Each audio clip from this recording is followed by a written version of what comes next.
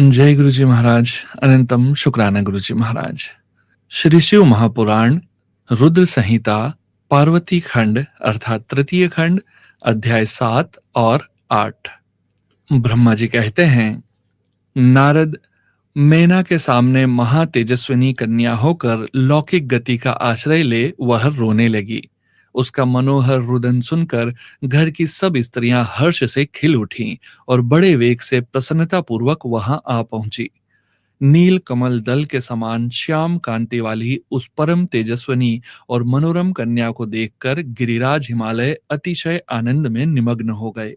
तदंतर सुंदर मुहूर्त में मुनियों के साथ हिमवान ने अपनी पुत्री के काली आदि सुखदायक नाम रखे।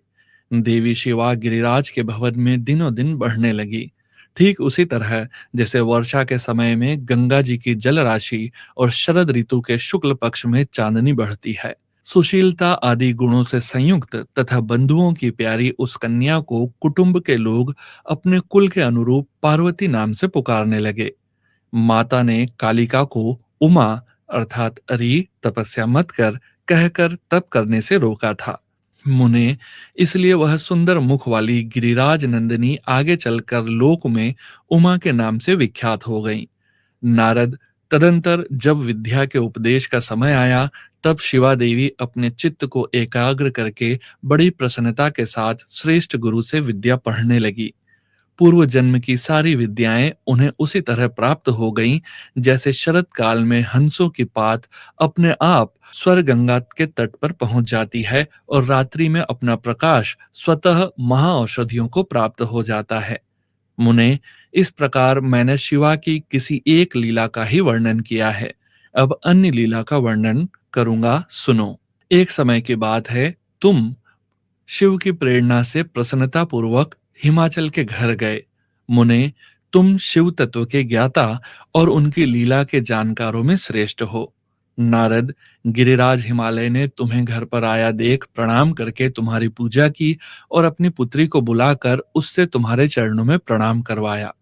मुनीश्वर फिर स्वयं ही तुम्हें नमस्कार करके हिमाचल ने अपने सौभाग्य की सराहना की और अत्यंत मस्तक झुका हाथ जोड़कर तुमसे कहा। हिमालय बोले, हे मुने नारद, ब्रह्मपुत्रों में श्रेष्ठ ज्ञानवान प्रभु, आप सर्वज्ञ हैं और कृपा पूर्वक दूसरों के उपकार में लगे रहते हैं। मेरी पुत्री के जन्म कुंडली में जो गुण दोष हों उसे बताइए। मेरी बेटी किसकी सौभाग्यवती प्रिय पत्नी होगी? ब्रह्मा जी कहते हैं, मुनि श्रेष्ठ, तुम बातचीत में कुशल और कौतुकी तो हो ही।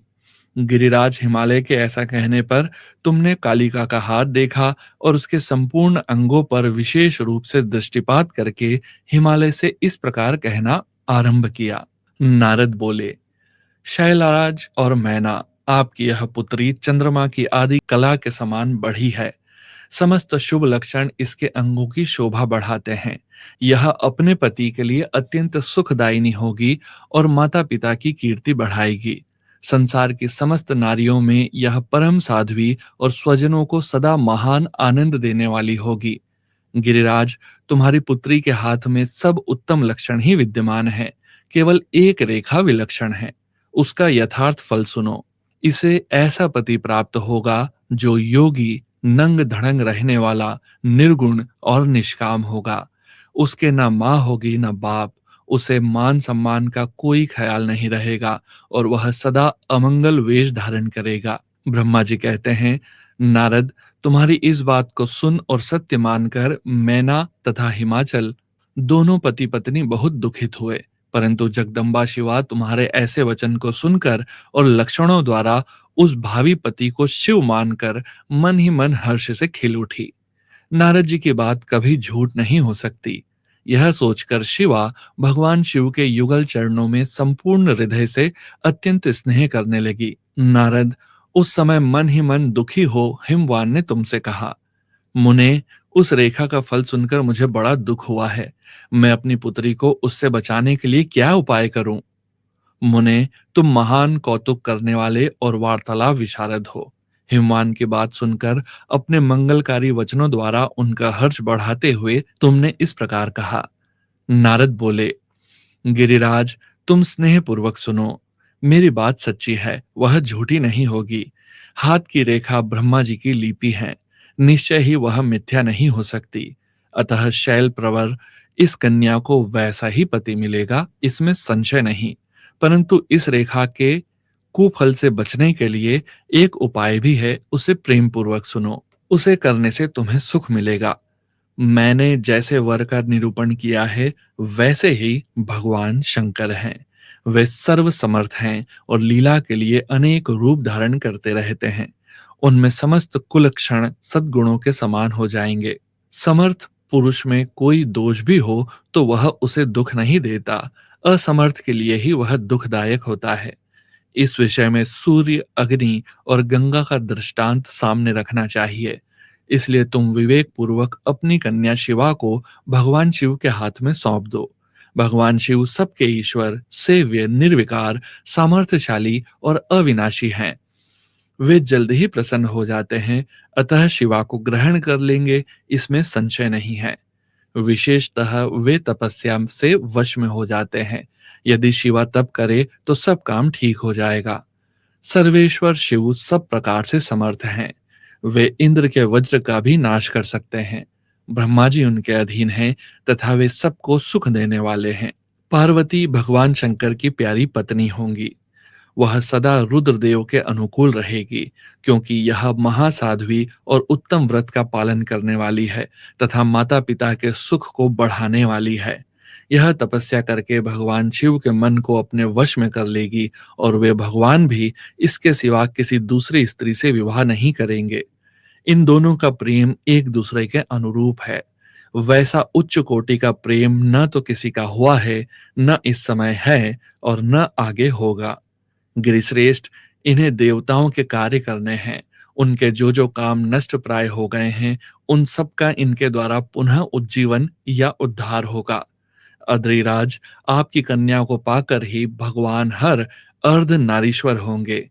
इन दोनों का पुनः हर्ष पूर्वक मिलन होगा। आपकी यह पुत्री अपनी तपस्या के प्रभाव से सर्वेश्वर महेश्वर को संतुष्ट करके उनके शरीर के आधे भाग को अपने अधिकार में कर लेगी, उनका अर्धांग बन जाएगी। गिरिश्रेष्ठ, तुम्हें अपनी यह कन्या भगवान शंकर के सिवा दूसरे किसी को नहीं देनी चाहिए। यह देवताओं का गुप्त रहस्य है, इसे कभी प्रकाशित नहीं करना चाहिए।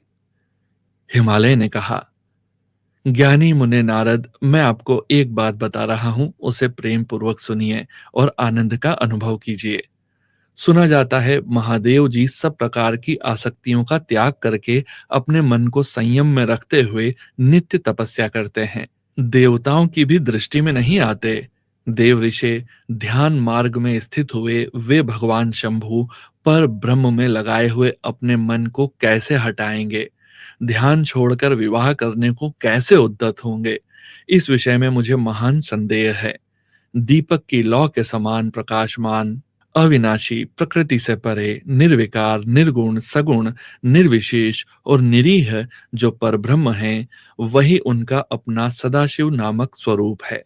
अतः वे उसी का सर्वत्र साक्षात्कार करते हैं। किसी बाह्य अनात्म वस्तु पर दृष्टि नहीं डालते। मुने, यहाँ आए हुए किन्नरों के मुख से उनके विषय में नित्य ऐसी ही बात सुनी जाती है। क्या वह बात मिथ्या ही है? विशेषतः यह बात भी सुनने में आती है कि भगवान हर ने पूर्व काल में सती के समक्ष एक प्रतिज्ञा की थी।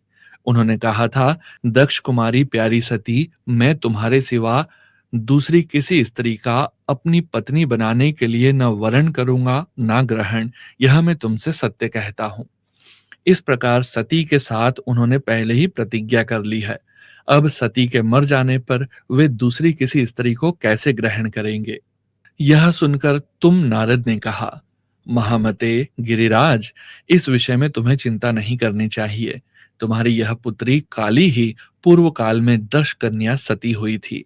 उस समय इसी का सदा सर्वमंगलदायी सती नाम था। वे सती दक्ष कन्या होकर रुद्र की प्यारी पत्नी हुई थी। उन्होंने पिता के यज्ञ में अनादर पाकर तथा भगवान शंकर का भी अपमान हुआ देख क्रोध पूर्वक अपने शरीर को त्याग दिया था। वे ही सती फिर तुम्हारे घर में उत्पन्न हुई हैं। तुम्हारी पुत्री साक्षात जगदम्बा शिवा हैं। यह पार्वती भगवान हर की पत्नी होंगी, इसमें संशय नहीं है। नारद, ये सब बातें तुमने हिमवान को विस्तार पूर्वक बताई। पार्वती का वह पूर्व रूप और चरित्र प्रीति को बढ़ाने वाला है। काली के उस संपूर्ण पूर्व वृतांत को तुम्हारे मुख से सुनकर हिमवान अपनी पत्नी और पुत्र के साथ तत्काल संदेह रहित हो गए। इसी तरह तुम्हारे मुख से अपनी इस पूर्व कथा को सुनकर काली ने लज्जा के मारे मस्तक झुका लिया और उसके मुख पर मंद मुस्कान की प्रभा फैल गई। गिरिराज हिमालय पार्वती के उस चरित्र को सुनकर उसके माथे पर हाथ फेरने लगे और मस्तक सूंघकर उसे अपने आसन के पास ही बिठा लिया। नारद, इसके पश्चात तुम उसी क्षण प्रसन्नतापूर्वक स्वर्ग लोक को चले गए और गिरिराज हिमवान भी मन ही मन मनोहर आनंद से युक्त हो अपने सर्व संपत्तिशाली भवन में प्रविष्ट हो गए। जय गुरुजी महाराज। अनंतम अनंतम शुक्राना गुरुजी महाराज। श्री शिव महापुराण रुद्र संहिता पार्वती खंड अध्याय 7 और 8 समाप्त। ओम नमः शिवाय। शिवजी सदा सहाय। ओम नमः शिवाय। गुरुजी सदा सहाय।